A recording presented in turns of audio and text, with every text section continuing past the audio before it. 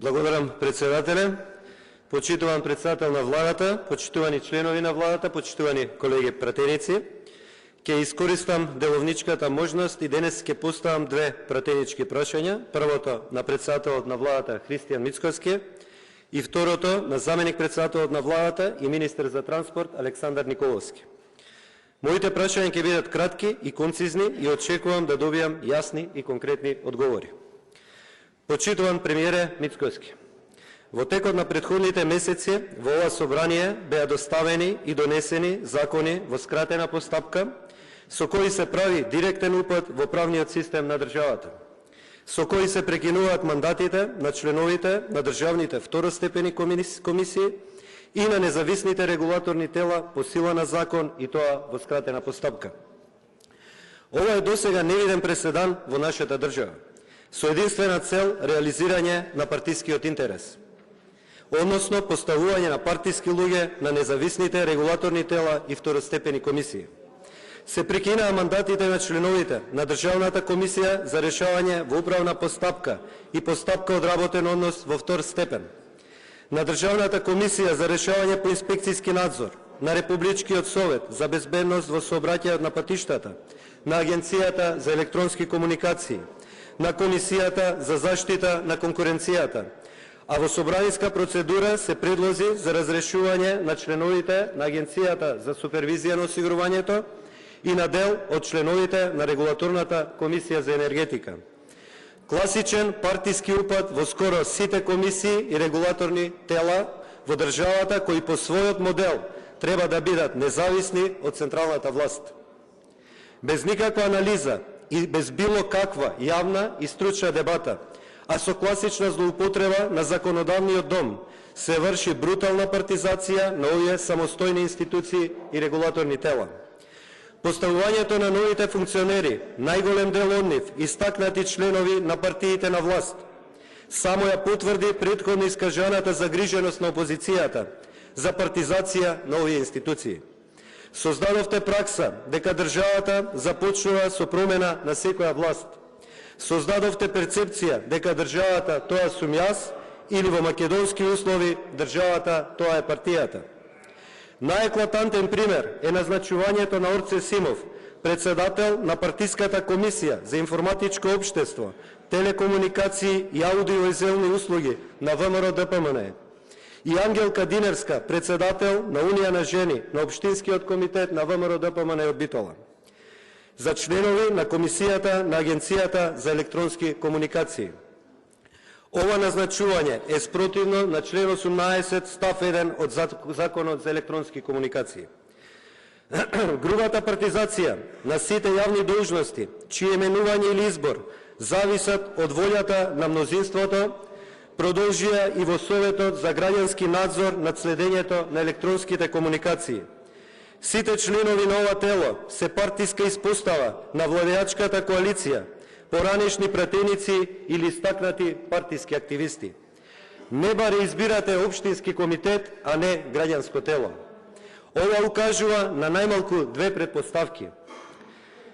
Или планирате повторно да прислушувате како во времето на режимот, или сте почнале да се сомневате во довербата на граѓаните и затоа не ризикувате со автентични граѓански решенија, туку играте на сигурно со хардкор партиски именувања. Класичен упат во надзорот на мерките за следење на комуникациите.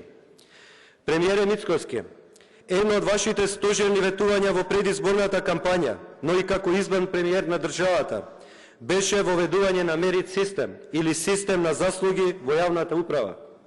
Систем според кој треба да се креираат фер и правични услови и систем кој ќе оцени знаењето и искуството, а не политичката опција на која луѓето припаѓаат. Ќе ве цитирам: се залагам за деполитизирана администрација каде клучни ќе бидат стручноста и посветеноста. Затворен цитат. Изјава дадена од страна премиерот Христијан Мицкоски пред еден ден. Народски кажано, не ме гледајте што правам, слушајте што зборувам.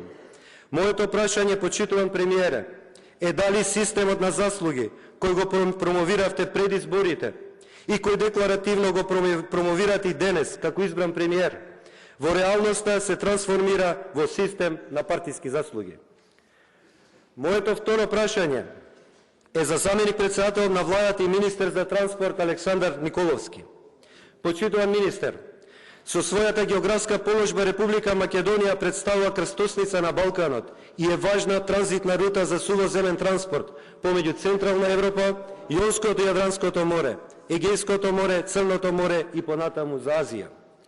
Оваа поволна географска положба придонесе за развој на меѓународен транспорт преку две транснационални оски, а тоа се Север-Југ, односно коридорот 10, и Исток-Запад, односно коридорот 8.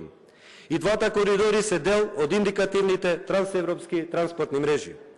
Стратешки интерес на Македонија треба да биде инфраструктурното поврзување со регионот, со што ќе олесниме трговијата и транспортот и Македонија ќе стане вистинска крстосница на Балканот.